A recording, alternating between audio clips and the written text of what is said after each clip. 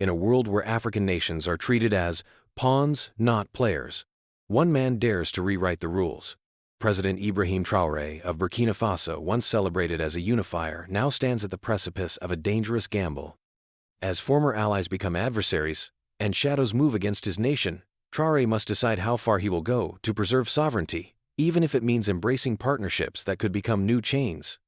The choices he makes in the next 72 hours will either reshape Africa's future or condemn his people to become casualties in a new Cold War, where every alliance exacts its price. Colonel Idrissa Diallo swallowed hard as he placed the intelligence report on President Traore's desk. The young military leader of Burkina Faso stood by the window, hands clasped behind his back, silhouette sharp against the fading Ouagadougou sunset. "Confirmed, sir." Diallo's voice was steady despite the gravity of his words. The ECOWAS delegation that visited last week. They were assessing more than economic cooperation. Their security attachés mapped our defensive positions, our communications infrastructure, even your travel protocols. Traore remained still, only the tightening of his jaw betraying emotion. And the source of this intelligence? Multiple sources, sir. All verified. Our encryption specialist intercepted communications between their team and Abuja. The language was coded but clear. They're preparing contingencies for what they call regional stabilization. Traore finally turned his face, a mask of controlled fury. Stabilization, their word for regime change. He picked up the report, studying the details, his mind calculating, who else knows? Only your inner circle, sir? 5 people total? Traore nodded. Keep it that way. For now we watch, we prepare. And we remember who claims brotherhood while plotting betrayal. As Diallo exited, Traore remained alone, staring at satellite images of Burkina Faso's borders. The weight of 30 million lives pressed upon his shoulders. For 3 years, he'd walked a tightrope, rebuilding a fractured nation, while insurgents threatened the north, and foreign powers circled like vultures. Now even regional allies had become predators. He closed his eyes, briefly remembering his childhood in Bonduki, where elders taught that a lion backs away not from fear but to prepare its charge. The question that haunted him wasn't whether to fight, but how to win against opponents who controlled the battlefield itself. The ministers shifted nervously around the cabinet table as Traore laid out the intelligence. Faces hardened with each revelation. Foreign Minister Ouagadougou removed his glasses, hand slightly trembling. ECOWAS was founded for unity? They plot against member states? Defense Minister Colonel Ouagadougou leaned forward. We must consider our options carefully. Mr. President, Nigeria has 14 times our military capacity. Their economy dwarfs ours. External support would be essential if tensions escalate. Traore's eyes narrowed. What support do you suggest, Colonel? The French who exploited us for decades? The Americans who demand compliance while ignoring our security needs? Finance Minister Traore interjected. China. Perhaps they've shown interest in our mineral deposits without political demands. Ouagadougou shook his head. China moves cautiously in West Africa. They won't risk confrontation with ECOWAS or Western interests. Not for us. Silence fell until Traore spoke, each word measured. There is another option. One we've avoided discussing. The room tensed, understanding. Immediately, Ouagadougou voiced what everyone was thinking. Russia. They've proven effective in Mali and Central African Republic. But sir, the diplomatic costs would be severe. Our relations with Europe, America, even some African partners would deteriorate rapidly. Traore stood pacing deliberately. And what value are these relations if they watch silently while ECOWAS plots our demise? If they sanction us for defending our sovereignty? If they demand we remain weak and compliant? He stopped, hands pressed against the table. I did not take leadership to surrender it to new masters, whether they speak English, French, or our own languages. We will engage with Russia cautiously, not from desperation but from pragmatism. As ministers exchanged glances, Traore continued. Colonel Ouagadougou prepares security protocols for heightened alert. Minister Ouagadougou establish private diplomatic channels to Moscow. Minister Traore assess our financial reserves and prepare for potential sanctions. Before dismissing them, Traore's voice softened, revealing rare vulnerability. What I ask is not without risk. For any of us. But we cannot allow fear to determine our future. Our people survived colonization, civil unrest, terrorism. They've earned the right to true independence, whatever the cost. After they departed, Traore remained seated alone with the burden of what might come. Every potential ally would demand their pound of flesh. Every decision risked lives. Yet the path of least resistance led only to slow suffocation. The call from Mali came at midnight. President Assimi Goïta's voice clear despite the encrypted connection. Ibrahim, my brother, we've received similar intelligence. ECOWAS is moving against all of us, not just diplomatic. Isolation. Something more direct. Traore was unsurprised. Your sources confirm ours then. What of Niger? President Tiani reports the same. They've detected unusual troop movements near their southern border with Nigeria. Not invasion force, but forward positioning preparation perhaps. Traore's mind raced, connecting pieces. 3 nations targeted simultaneously. This is coordinated beyond ECOWAS's capabilities alone. Goïta's bitter laugh crackled through the line. Of course, the hands that pulled their strings have always resided elsewhere: Paris, Washington, Brussels. They cannot tolerate African nations charting independent courses, especially when we control resources they consider essential. The 2 leaders spoke for an hour, planning immediate measures. Increased border security, intensified intelligence, sharing joint military exercises, and most controversial formal mutual defense agreements. Before ending the call, Goïta's tone grew solemn. Ibrahim, we must be clear-eyed about what comes next. Sanctions will intensify banking restrictions, travel bans. They'll attempt to isolate us economically first, then diplomatically. If that fails, more direct measures will follow. Are your people prepared for such hardships? Traore paused, remembering the resilience he'd witnessed in remote villages, where families survived, on almost nothing yet maintained dignity and hope. My people have endured centuries of others, determining their worth. They would rather face hardship standing than prosperity kneeling. As Burkina Faso's capital awakened the following morning, Traore summoned Ambassador Kerimov to a private meeting room, tucked away from the main palace complex. The Russian diplomat arrived punctually, silver-haired, and composed a veteran of Africa's changing political landscape. After brief formalities, Traore spoke directly. Moscow has expressed interest in deeper cooperation with Sahel nations for years. Now we wish to explore these possibilities concretely and urgently. Kerimov's expression remained neutral, but his eyes sharpened with interest. My government values frankness, Mr. President. What specifically does Burkina Faso seek from Russia at this juncture? Military equipment, modern air defense systems, technical advisors for our armed forces, specifically counter-insurgency expertise, and economic partnerships that can withstand Western sanctions. Kerimov nodded slowly. And in return, Traore met his gaze unflinching. Access to certain mineral exploration rights, strategic partnership on regional security matters, and diplomatic alignment on key international issues. The ambassador considered his response carefully. These requests are substantial. President Putin would need to weigh them personally. An invitation to Moscow would be appropriate for discussions of this magnitude. How soon? Given the urgency you've expressed within the week, our diplomatic channels can manage discreetly. After Kerimov departed, Traore stood alone by the window, watching Ouagadougou's morning traffic. The gravity of what he'd initiated settled in his chest. Russian partnership offered protection, but at what cost? Every nation that had embraced Moscow found security, but also discovered that Russian support, like Western aid, was never truly unconditional.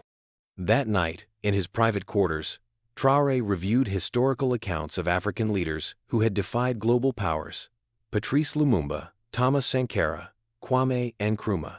Each visionary, each ultimately undermined or destroyed. The common thread wasn't their ideology, but their refusal to be controlled.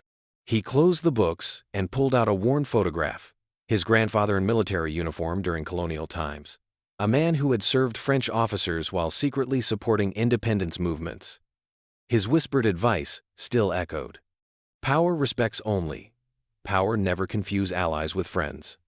Traore placed the photo beside maps of Burkina Faso, the nation he'd sworn to protect, now caught between predators on all sides. The decision to engage with Russia wasn't about ideology but survival. Yet even as he plotted this course, he harbored no illusions about Putin's motivations. Russia, like every power, sought strategic advantages, not friendships. Moscow in February felt alien to Traore's desert-born sensibilities.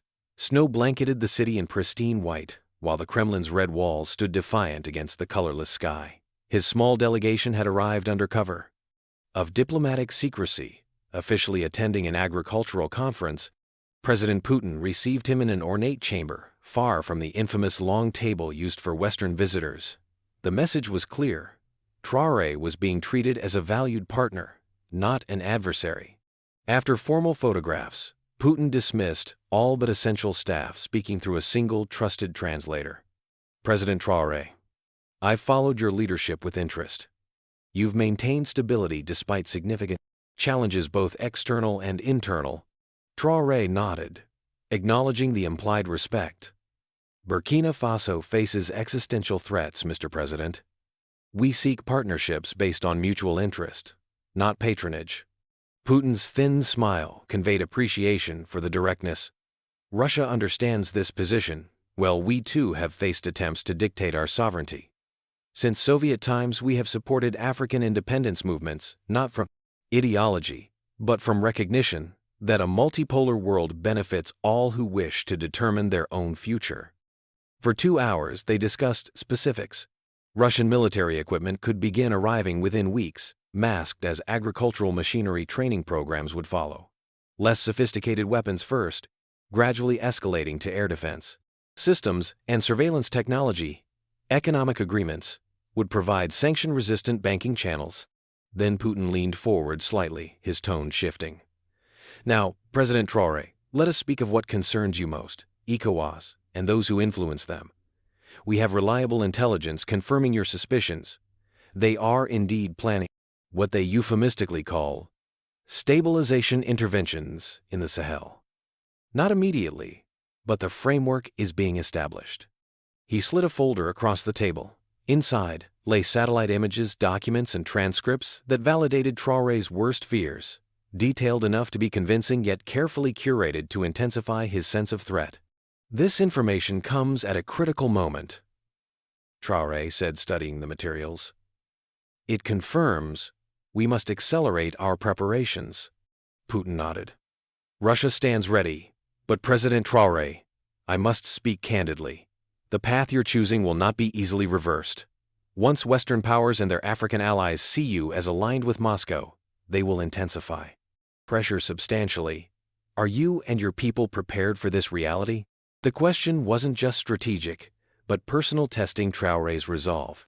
Mr. President, my people have lived under external control for generations. Colonialism, neocolonialism, and now economic vassalage disguised as partnership. The hardships of true independence, however, severe, cannot compare to the slow death of sovereignty. Putin studied him for a moment before nodding slightly. Then let us proceed. But remember, history does not favor the hesitant. Only those willing to act decisively shape events, rather than merely responding to them.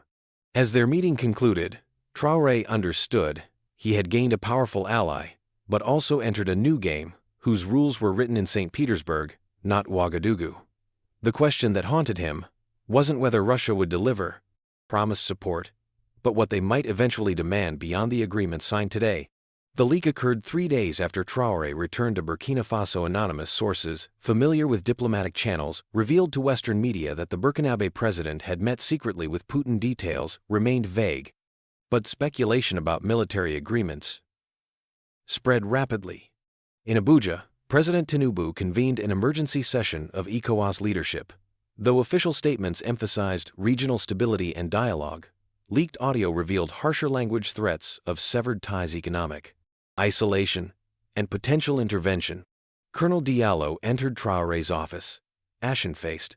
Sir, they're moving faster than anticipated. Our intelligence confirms ECOWAS is preparing to announce sanctions within 48 hours.